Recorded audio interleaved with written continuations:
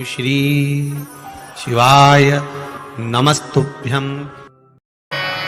अधिक मास सावन का जब मेल हो, अधिक मास सावन के महीने में अगर पड़े और पंचमी तिथि आप अगर शुरू की, मतलब आज भी पंचमी है, मान लो आज की पंचमी अगर आप नहीं कर पाए तो अगली जो पंचमी आ जाए अधिक मास के महीने में आप वो भी कर सकते। पंचमी, अष्टमी, एकादशी, प्रदोष, शिवरात्रि, अमावस्या, पूर्णिमा, ये 7 तिथियां हमारे यहाँ सावन के अधिक मास का जो संजोग होता है, इसमें ये 7 तिथियां, फिर से बोलो, पंचमी, अष्टमी, एकादशी, प्रदोष, शिवरात्रि, अमावस्या, पूर्णिमा, ये वो तिथियां हैं 7 जिन तिथियों में अगर हम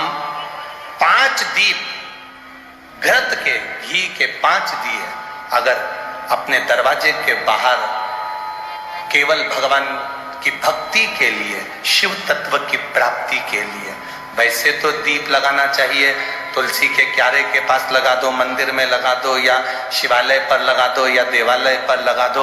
और इस कीचड़ पानी में अगर कहीं ना जा पाओ, अगर पानी वानी बरस रहा है, जगह जगह बहुत पानी है, भले इधर क्षेत्र में इतना ना दिख रहा हो पर अन्य क्षेत्रों में बहुत पानी है, तो कोई ना जा पाए तो भगवान का स्मरण कर कर उन दीप को भगवान के सामने प्रज्वलित कर कर 5 दिए इन तिथियों में, पंचमी, अष्टमी, एकादशी, प्रदोष, शिवरात्रि, अमावस्या और पूर्णिमा, जो सावन के महीने में अधिक मास पड़ता है, उसमें ये 7 तिथियों पर जो 5 दीप भगवान के सामने प्रज्वलित कर कर अपने दरवाजे के पास में बाहर की ओर रख देता है, उसके घर में कभी रोग, बीमारी और लक्ष्मी की कोई कमती नहीं होती, उसका जीवन सार्थक हो जाता है।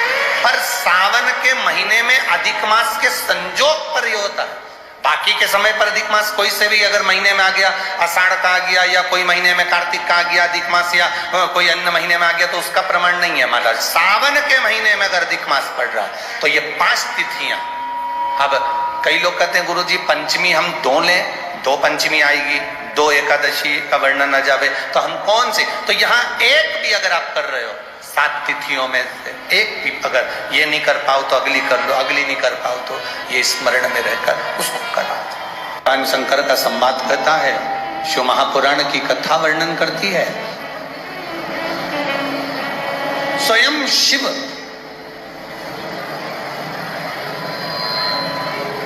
भगवान नारायण के कहने पर मलमास को भी वर प्रदान कर देते। स्वयं भगवान नारायण ने तो वर दिया, साथ में स्वयं देवाधिदेव महादेव ने भी वर दिया। और महादेव ने कहा, सुन मलमास, जिस समय पर घड़ी, पल, नक्षत्र, समय बदलते बदलते तो मलमास सावन के महीने में जब आएगा, सावन के महीने में जब तू पहुंचेगा और जो अपने हृदय से मेरी आराधना मल मास में, पुरुषोत्तम मास में, अधिक मास में करेगा, शिव जी कहते हैं उसकी जिंदगी में कभी कोई दुख में आने नहीं दूंगा। ये शिव तत्व की कौन सी तिथि? पंचमी, चाहे वो शुक्ल पक्ष की हो, चाहे वो कृष्ण पक्ष की। शिव महापुराण की कथा कहती है, आपको सुख अनुभव हो जाएगा। जिंदगी में कभी संपदा कम नहीं हो सकती, संपदा बढ़ती चली जाती है। संपदा घट नहीं सकती, बढ़ेगी और घटेगी, कष्ट नहीं आ सकता, रोग, बीमारी, तकलीफ नहीं आ सकती।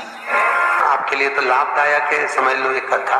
शास्त्र कहता है कि जिसके घर में संपदा की कमी हो, पैसा आ ही नहीं रहा हो, सब तो उलझ गया हो, बहुत टेंशन चल रहा हो, पंचमी तिथि के दिन गन्ने का रस, गन्ने का रस जानते हो, ईख का रस, गन्ने का रस तुलसी जी के क्यारे में हाथ में लेकर 7 बार अपना नाम और गोत्र बोलकर छोड़ दो, जिंदगी में 3 साल में तो करोड़पति बनकर बैठ जाओगे, कभी लक्ष्मी की कमी नहीं आ सकती।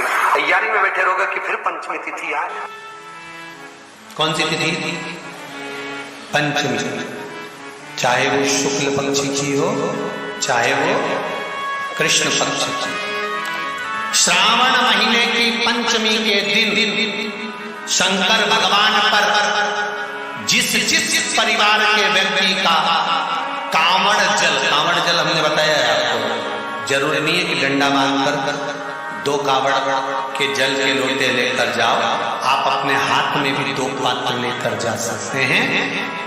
पंचमी तिथि के दिन हाथ में 2 लोटे जल के, 2 कलश जल के जब हम शंकर भगवान को चढ़ाते हैं तो ऊपर जो कमंडल होता है शिव जी के ऊपर जलधारी होती है, जिसमें जया, विषहरा, शामली, बारी, दौतली और देव, शंकर भगवान की 5 बेटियां जिसमें विराजमान होती हैं। जब हम जल समर्पित करते हैं, हमारे पीढ़ी में, परिवार में अगर कोई अधोगति में मर गया होता है, कुंवारी अवस्था में चले गया होता है, गर्भ में मर गया होता है, गर्भ के बाहर निकलकर भी अगर कुंवारी अवस्था में चले गया होता है, तो श्रावण महीने की दोनों पंचमी पर परिवार का अगर कोई एक व्यक्ति भी जल चढ़ा देता है शंकर भगवान पर, तो सर्प की योनि में नहीं पड़ता, जीव मुक्त हो जाता, प्रेत योनि में, सर्प की योनि से मुक्त हो जाता। कथा का विराम होने जा रहा है। श्रावण का पहला दिन, वैसे तो अभी आप गुरु पूर्णिमा की कथा सुनेंगे तो उसमें हम वर्णन करेंगे इस चीज का। श्रावण का पहला दिन और श्रावण का समापन का दिन, ये 2 दिन तुंगरुका जी का नाम लेकर अशोक सुंदरी वाली जगह पर एक बेलपत्र अगर कोई समर्पित कर देता है तो उसके घर में वंश की कभी कमी नहीं आ सकती, उसके घर संतान जरूर होती है, पुत्र प्राप्त होता है, बेटी हो बेटा हो, संतान अवश्य प्राप्त होता है, वंश बढ़ता है।